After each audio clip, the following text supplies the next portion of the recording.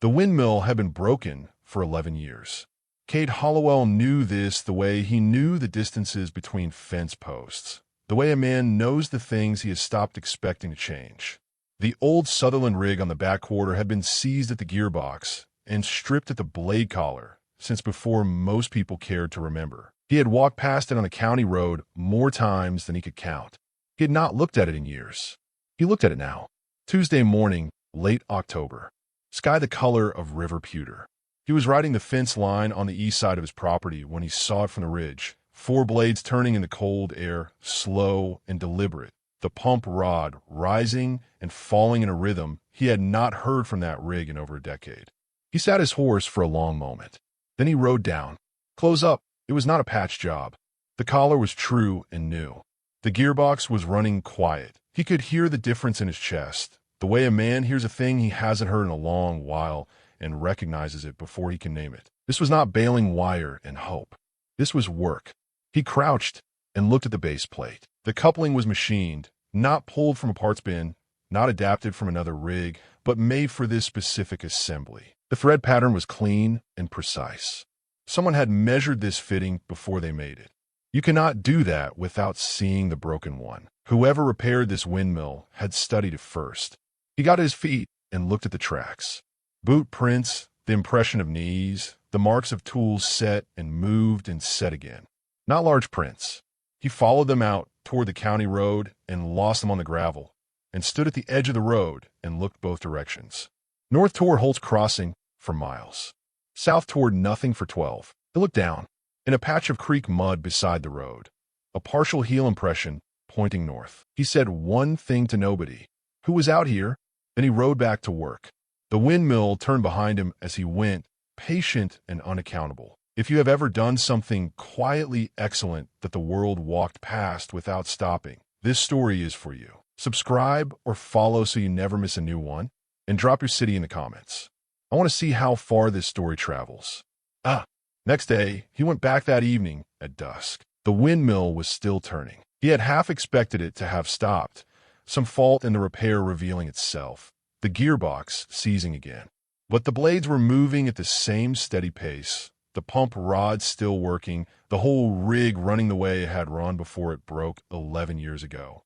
He climbed off his horse and walked the base of the rig slowly.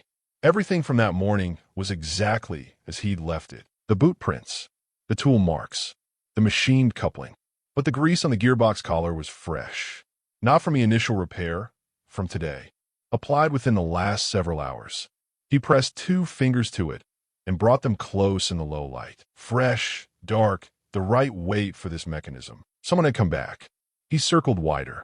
20 yards out, near the creek, he found a boot print in softer ground. Same size as before. Same tread. Pointing north. So whoever repaired it was still coming. Every day, apparently. Checking the work. Maintaining it. The question he'd been asking all day shifted slightly. Not just, who repaired it, but why does whoever repaired it keep coming back? He rode home with a different kind of attention than he'd left with.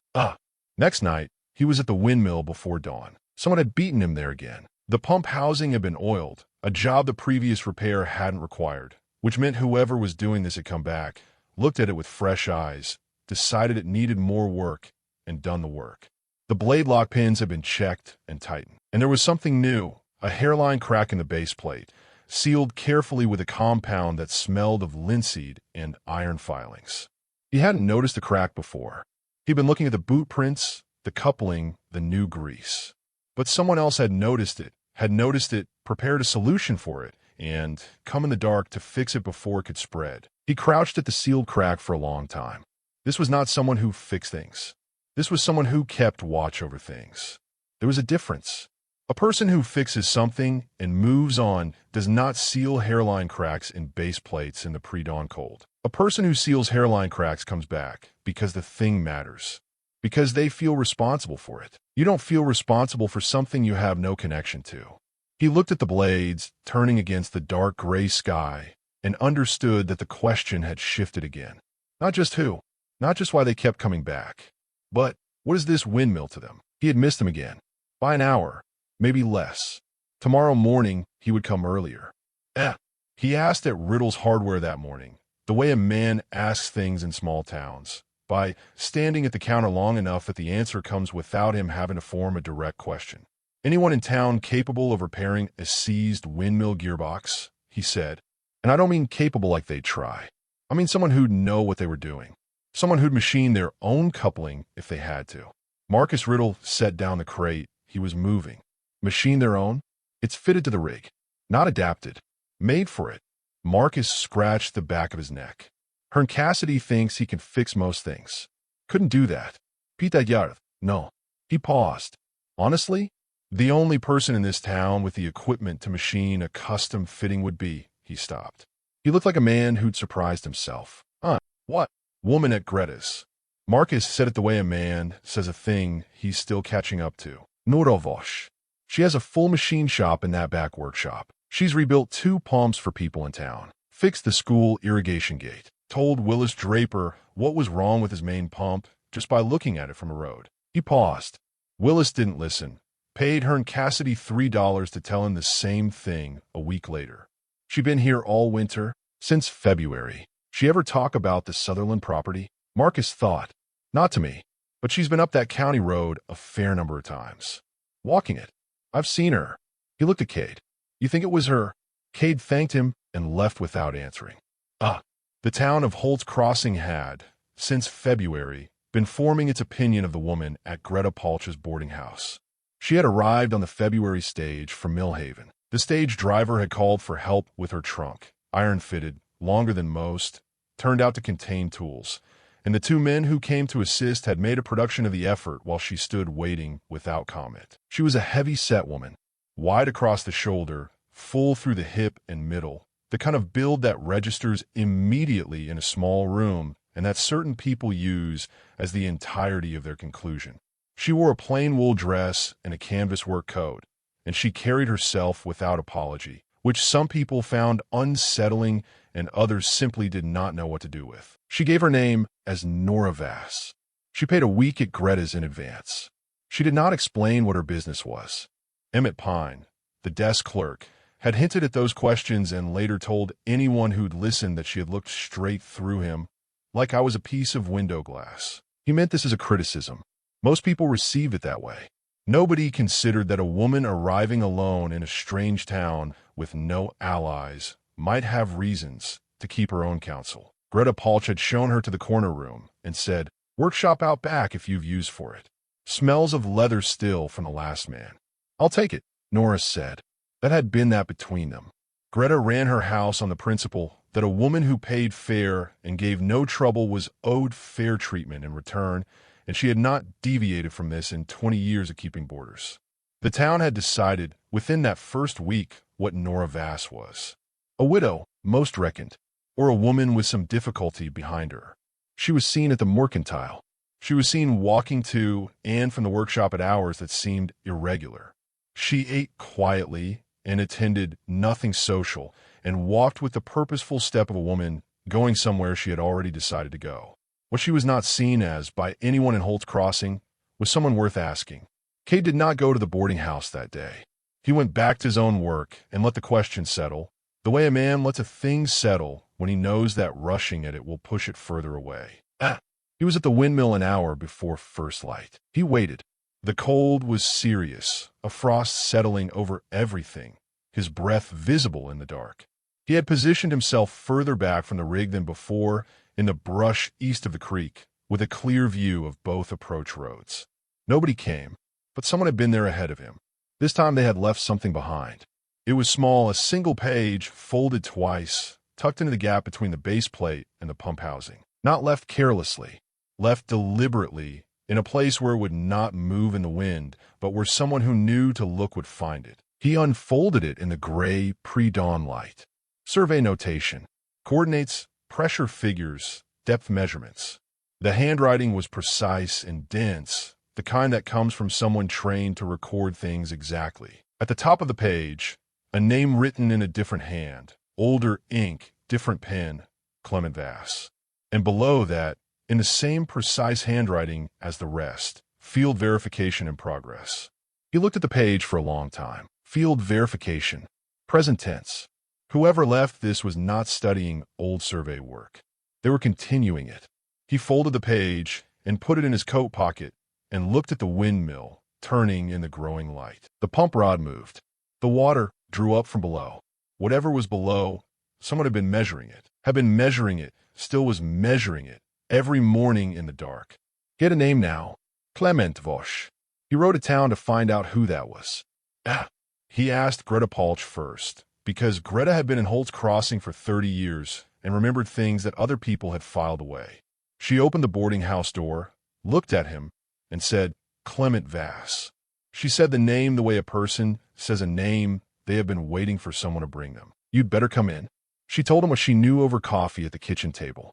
Clement Vass had been a surveyor, a serious one, not the county kind who measures fence lines, but the kind who goes underground, who maps what's below the surface.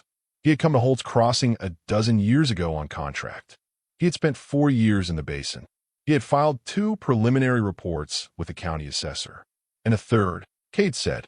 Greta set her cup down. He was going to file a third. He said it was ready. He died before he could. Ow! The county said platform collapse. Survey site east of here. She looked at him steadily. He had been building survey platforms his whole career. He was not a careless man. Cade unfolded the page from his pocket and set it on the table. Greta looked at it for a long moment. That's his handwriting, she said. At the top. Then, and the rest of it is his daughter's. He had a daughter, as Greta said. She looked at him over the coffee cup with the expression of a woman who has been watching a man assemble a picture she's been looking at for months. Her name is Nora. That evening, her and Cassidy held court at the bar of the Gem. Woman her size, Hearn said. He had been on the subject of Nora Vass for 3 minutes already. To anyone who'd sit still, ought to be in a kitchen, not crawling around under machinery. Cade was at the far end of the bar. He had come for a beer and to think, which he had been doing, and Hearn Cassidy's assessment of Nora Vass was not useful to either purpose. He set his glass down. Her work fixed what yours didn't, he said. Not loud, not heated. The quality of a man stating something he considers already established makes the kitchen argument complicated. Hearn's jaw moved. The men beside him found somewhere else to look. Cade finished his beer and left. He had a name, a dead surveyor, an unfinished report, and a machine coupling made for a specific windmill on contested ground. He needed one more thing. He needed to see her working. Next night, he was at the east fence before sunup, working it slowly, watching the county road.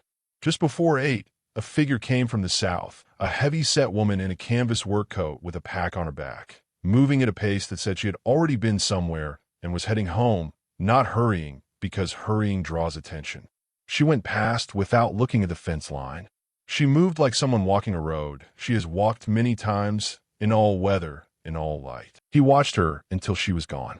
He had the answer to who. He had the beginning of an answer to why. What he did not have was what she had found, what the windmill had told her. What was in that notebook? He went back the next morning, before dawn again, and waited near the creek. Next night, she came from the north this time, varying her route. He noticed that. She was careful. She carried a lantern, turned low, and the canvas pack.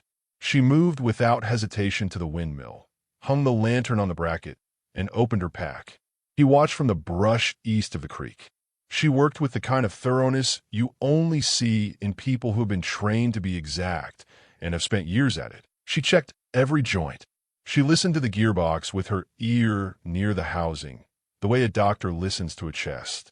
She took readings, pressure readings he understood now, knowing what he knew, with a gauge from her pack, and recorded each one in the notebook in that precise, dense handwriting he'd seen on the folded page.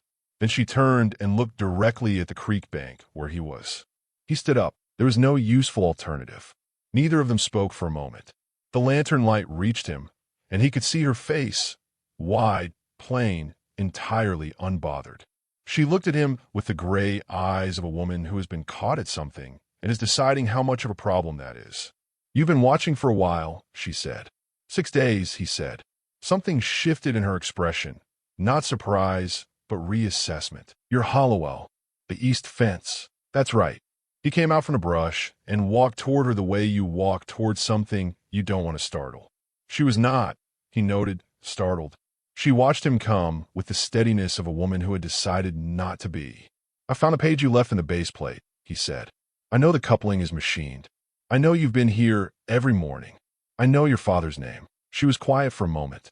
"Greta," she said, not accusingly, just placing it.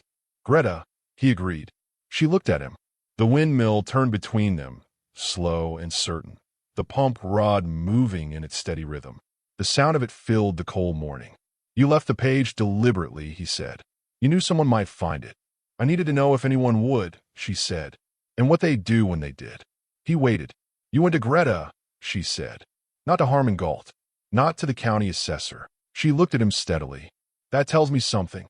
He looked at her across the distance between them. This large, plain woman with her dead father's handwriting in her notebook, 6 months of pre-dawn work behind her, and the particular steadiness of someone who has been doing a dangerous thing alone for long enough that they have made their peace with it. "Tell me the rest," he said.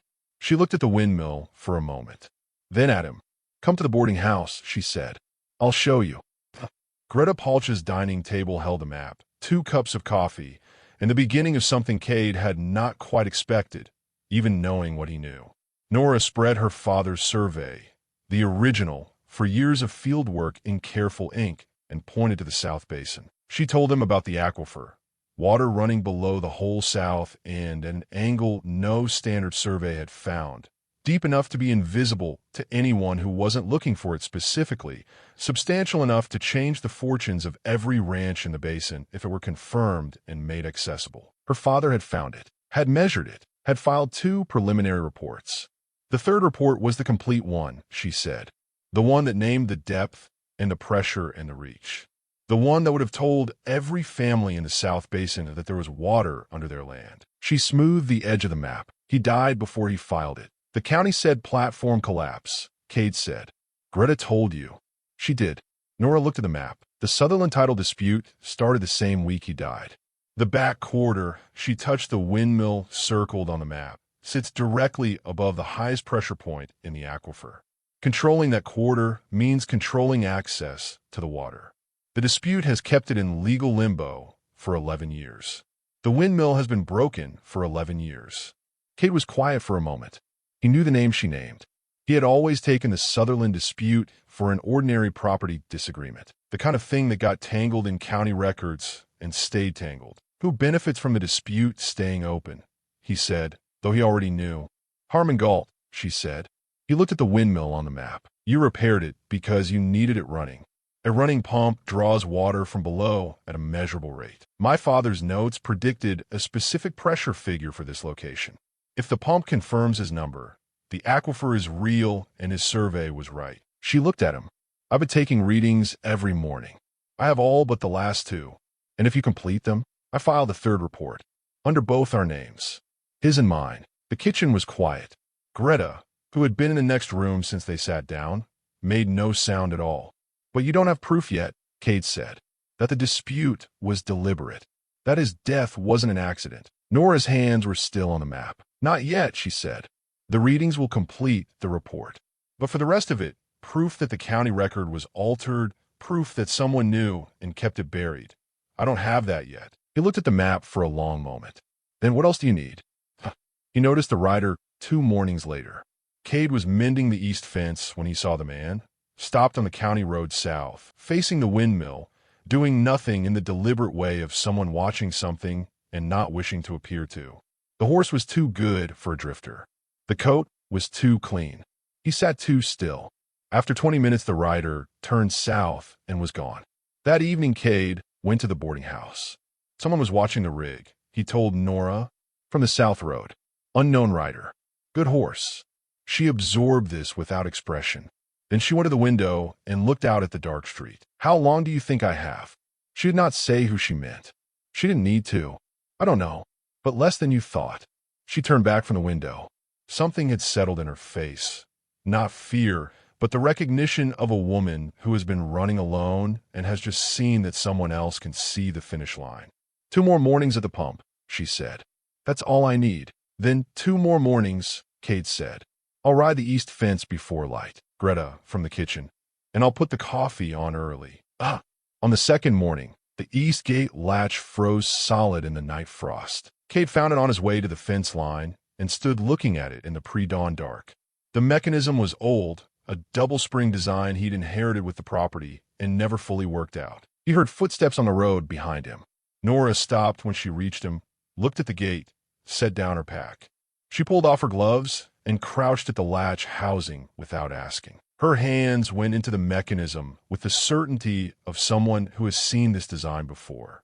Inside 2 minutes, the gate swung free. "Double spring," she said, standing and pulling her gloves back on. "You work them against each other. Most people don't know that." "Most people don't," he agreed. They walked the rest of the way to the windmill without talking. The cold was sharp and the sky was beginning to lighten at the east edge and the ground was frozen solid underfoot, and it was the kind of morning that does not call for conversation. He watched the road. She took her readings. She wrote in the notebook with her bare hand, fast, breath visible in the cold air. On the walk back, she said, "One more." "One more," he said. That was all either of them needed to say. On the final morning, Nora arrived at the windmill to find the blades locked. Not seized. Locked. Someone had driven an iron pin through the blade collar housing deliberately at an angle that would have taken knowledge of the mechanism and time in the dark. The pin was new. It had not been there the morning before. The pump rod was still. No movement, no draw, nothing rising from below. She stood in the pre-dawn cold and understood exactly what it meant. Someone knew why she was here. Someone knew what the running pump was proving. And someone had decided last night while she slept to stop it. She opened her pack.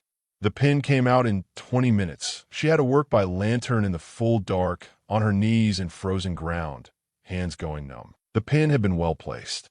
She placed her work better getting it out. The blade assembly freed. The pump rod began to move. She pressed her ear to the gearbox housing and listened the way her father had taught her to listen, patient, still, waiting for the sound beneath the sound. And after a long moment, she heard it, the deep, steady draw from below. The aquifer, pulling up. The number in the notebook matched the number in his notes exactly. She sat back on her heels in the dark and wrote down the final reading. She had it. After 2 years and 6 months, and every pre-dawn cold morning, and every careful step on the county road, she had it. She held the notebook closed in both hands for a moment. Then she heard Cade's horse on the ridge. When he came down and saw her lantern still burning, she should have been gone 20 minutes ago. He rode faster. He found her crouched at the base plate, the iron pin lying in the frozen grass beside her. He looked at the pin. He looked at her. He didn't speak. "They were here last night," she said. "I got it out." She stood slowly. "I have the final reading." He picked up the pin and turned it in his hand. New iron, deliberately placed. He put it in his coat pocket without a word. "He knows what you're doing," he said. "Yes. And you were out here alone in the dark. I had the reading to finish." He looked at the windmill turning in the early light, undamaged, running, patient as it had always been, and at her standing beside it with the notebook. He said, "Come on. Coffee. And then we need to move." The workshop had been searched. Nora knew at the moment she opened the door. Not ransacked, careful, the kind of careful that takes longer and leaves less. The survey maps had been moved. The stack was squared differently. A drawer was closed a half-inch out of true. The field notebooks on the lower shelf were in the right order, but the spines faced the wrong way. She went directly to the floor seam behind the workbench, lifted the board, checked the space underneath. Her father's original field notebooks were there. She had never left those on a shelf, but the survey copies, the ones she had made for the county filing, were gone. She sat down at the workbench and looked at her hands and was very still for a moment. Then she got up and went to find Cade. Harmon Galt came to the boarding house the following morning. He was not what Nora had pictured. A trim man, well-dressed, with the unhurried manner of someone who's been right about things long enough that he has stopped expecting to be wrong. He took off his hat at the door and asked for Miss Vass pleasantly, the way a man asks for someone he considers a manageable problem. He sat across the table and told her he understood she had some of her father's old materials. Field notes, maps, that sort of thing. He said there could be value in having those materials in the right hands. He named a figure, $200. "The survey copies I made were taken from this workshop 2 days ago," Nora said. "You already have those." The pleasant manner stayed, but something behind his eyes went flat. I'm making a generous offer for materials with no legal standing. My father's third report has legal standing, she said. The copies don't. I made those to see who would come for them. She looked at him. Here you are. The silence in the room had a particular quality. I'll give you until Monday, he said. The pleasantness was thinner now, like paint over old wood. I don't need until Monday, she said. I've already written to Judge Drum. That was almost true. She had written the letter. She had not yet sent it. She sent it that afternoon. Galt left without his hat, which Greta retrieved from the front step and set on the hall table without comment. By Friday, Galt had filed a counter-complaint with the county assessor. Cade brought the paper to the workshop. The complaint alleged trespass on contested land and tampering with infrastructure. It named Cade as a party. It requested an injunction preventing any new survey filing pending review. Nora read it twice and sat on the bench. He's filing with Harvey Potts because Potts will hold it, Cade said. Potts has been in Galt's pocket since the Sutherland dispute started. Drum won't go through Potts, Nora said. She was already at the shelf. I told him to go directly to the Territorial Land Office. She paused, looking at the original notebooks. There's something else. I found a reference this morning, a survey marker. My father's own, buried east of the windmill before the county record was filed. He put it there as a verification point. Physical evidence. If it's still there, yes. Not just numbers on paper. Something they can't alter. She looked at him. I need to go back to the windmill. They went at dusk. Nora moved with the bearing compass, and her father's notebook opened to the coordinates. The ground east of the windmill was rough. Creek stones, frozen grass, the uneven basin floor.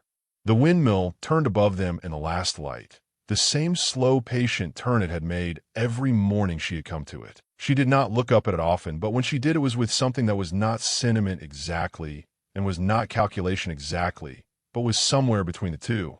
She stopped, crouched, pressed both hands flat against the frozen ground. She cleared frost and gravel away with her bare hands.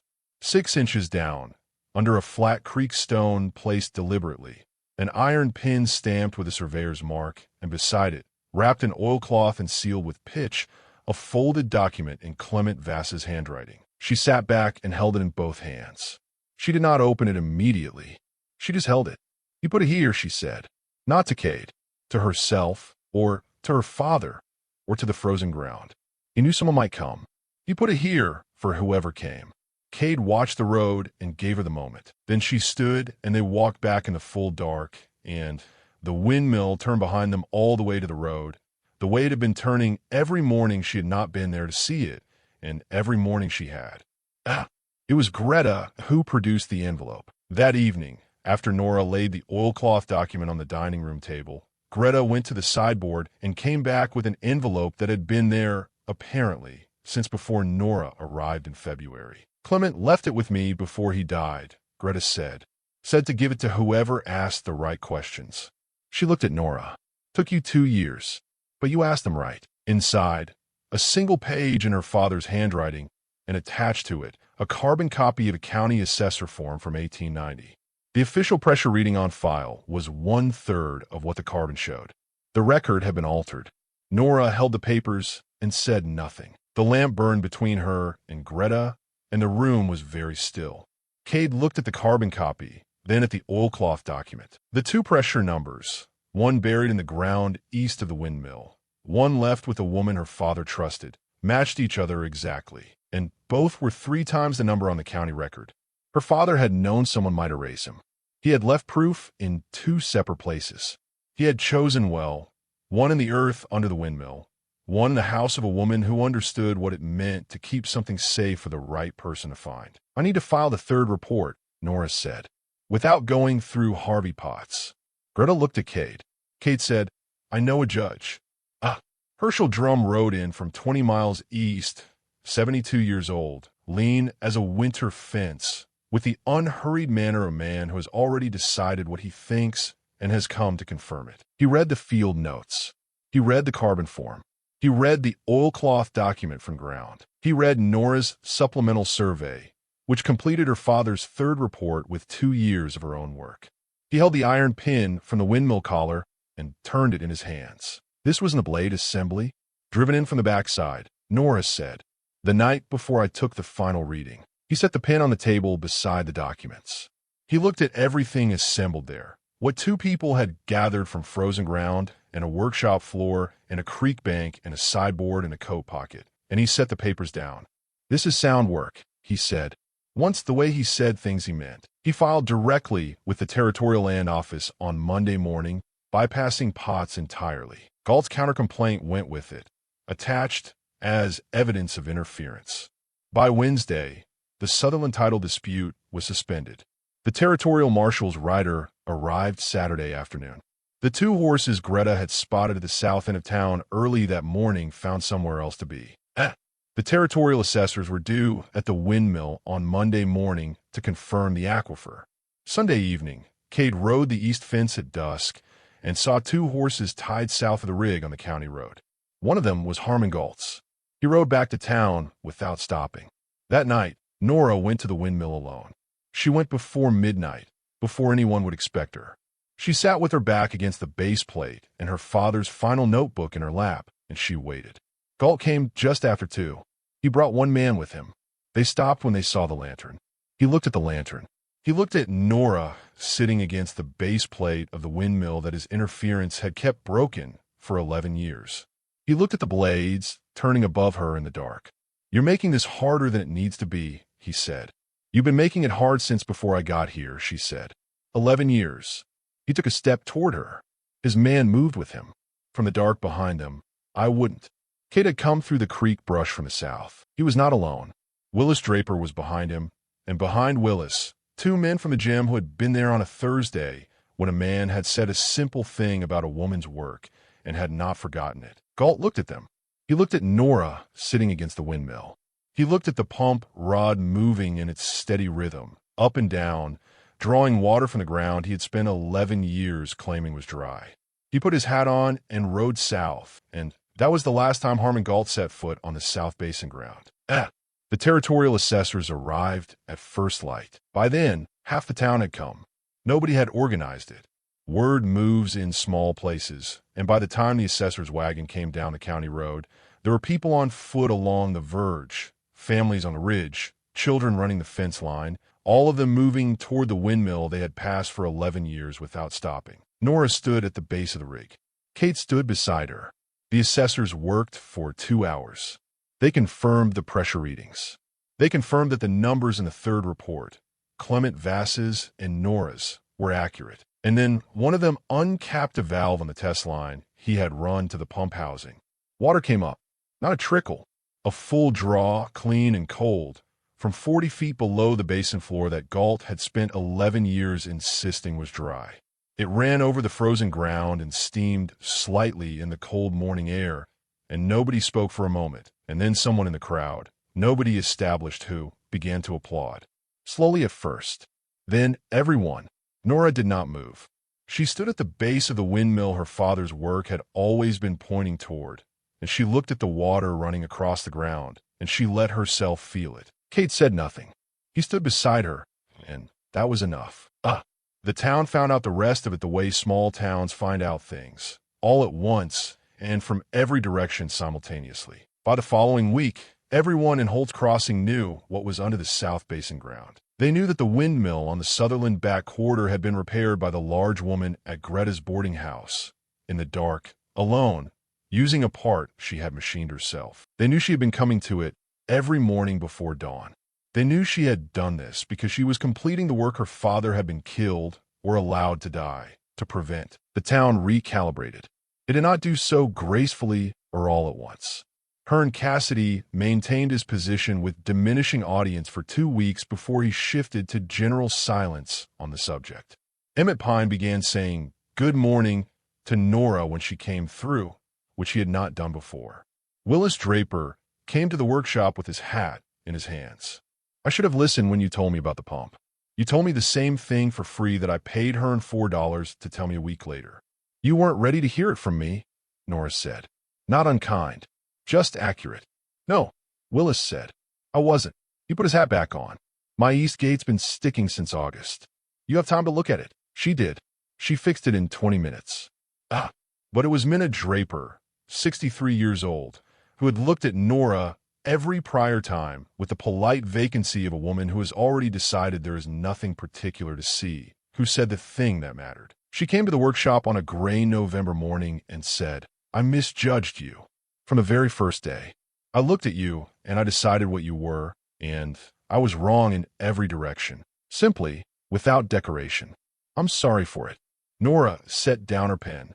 She thought about every room she had ever walked into and felt the assessment happen. The quick survey, the conclusion drawn before she had spoken a word. She had carried that weight so long it had stopped feeling like weight. It had started feeling like the truth about herself. It was not the truth about herself. "It happens," she said. Not forgiving in the complete sense, not bitter. Just honest. "It shouldn't," Minna said. Then, "My daughter in Millhaven has a small spread that goes dry every August. She's been talking about selling." She looked at Nora directly, really looked for what felt like the first time. "Is there water under her land?" Nora pulled up a chair. "Sit down. Tell me where the land is." The night before the territorial assessor's official report was entered into the record, Cade came to the workshop when the town was quiet. Nora was at the bench with the lamp and her father's notebook, writing the final page of the supplemental report in the same annotated style he had taught her. He stood in the doorway without speaking. She did not look up. She was nearly done, and she was going to finish. When she set the pen down, he came in and sat across the bench from her. He looked at the notebook, at 22 years of her father's handwriting moving in her own, the same hand almost trained by the same source. "There's a thing I want to say," he said. She waited. "I've watched you work since October," he said. "The windmill, the map, drum, the filing, all of it. I've watched the town figure out what you are." He turned his hat once in his hands. "I'd already figured it out. Back at the creek bank, in the dark, watching you check those fittings. I knew then." He was quiet a moment. "I'd like to keep working beside you. Whatever comes after this." The lamp burned steadily. Outside, the night was still. Nora looked at him. She thought about the stage from Millhaven and the iron pin in the blade collar and her father's marker in the frozen ground, and all the mornings she had come to the windmill alone, and all the mornings now that she had not been alone. "I will not make myself less than what I am," she said. "I've been doing that a long time. I'm done with it." "Good," he said, like a man who considers that settled. "You understand what that means?" "In this town, I was at the gem," he said. "I said my piece to her and Cassidy. I'm not interested in a small version of you, Nora. I've seen the full size of you. That's what I'm asking to stay next to." From the kitchen, through the wall, Greta Palch's voice arrived at the exact right moment. Lord above, finally. The room changed. Nora's laugh came up out of her, full and unguarded and real, the kind that had not had much room in 2 years of careful, solitary work. And his low and certain, the kind that comes from a man who doesn't give it often. "Yes," she said. "You can stay." Spring came to the Yarrow Basin in the slow, credible way of the high country. Frozen ground releasing by degrees, creek running brown with snow melt, the air carrying for the first time in months something other than cold. The aquifer was confirmed in April. The water table was exactly where Clement Vass's field notes said it would be. The Territorial Land Office recorded the third survey report under 2 names, his and his daughter's completing surveyor. Wells were permitted. Wells were dug. The Draper family struck water at 40 feet. 3 other families followed before summer. Minna Draper's daughter in Millhaven did not sell her spread. Harmon Galt and Dex Pryor went before the Territorial Board through the better part of the year. The inquiry into Clement Vass's death did not produce a confession, but it produced enough to write into the formal language of the official record that the circumstances were inconsistent with accident, that the county's finding had been insufficient, that the matter warranted the conclusion it had been denied. It was not everything. It would not bring him back. But his name was on the record now, and the record said he had been right. Nora was at the windmill the morning they designated it as the basin's first public water access. Early spring, pale sky, west wind. The blades turning as they had been turning since the October morning she had repaired them, patient and right, the sound of the thing working the way it was made to work. Cade stood beside her. He did not say anything, and she did not need him to. The windmill had been turning for 6 months. Half the county had walked past it in that time, and thought nothing of it. They had not known, when they passed, that a heavy-set woman from Millhaven had come out in the dark alone with a lantern and a part she had made herself and repaired it, because her father's life's work was buried underneath it, and she intended to bring it into the light. They knew now. Holt's Crossing had looked at Nora Vass on the day she stepped off the stage and decided what she was, a large woman, alone, probably some kind of trouble behind her. They had looked at her canvas coat and her wide hands and her lack of explanation and assigned her to a category and moved on. Every one of those judgments had been wrong. She had been the most capable person to come through Holt's Crossing in a generation. She had been carrying her father's unfinished life's work across 2 years and 500 miles. She had repaired a windmill 11 years broken and maintained it every morning before dawn and taken its readings and found a buried marker in frozen ground and planted decoy documents and filed the report and broken open a conspiracy that had kept the whole South Basin dry for over a decade. She had done all of this while the town looked at her size and saw softness. There was nothing soft about Nora Vass. There never had been. The windmill had been broken for 11 years. She had fixed it in the dark, alone, the way she had done everything completely without waiting for permission, without asking the world to watch. It was turning now, and beneath it, the water rose. Thank you for spending this time with Nora Vass and her father's unfinished work. If this story found you today, I hope it found you at the right moment. Share it with someone who has been doing quiet, excellent work that the world hasn't looked at closely enough yet. She'll know exactly what it means. Here's what I keep thinking about after a story like this. Has anyone ever looked at you, really looked past the first impression, and understood something true about you that most people hadn't taken the time to see? Drop your city in the comments. I want to know where this story travels. Until next time, stay close.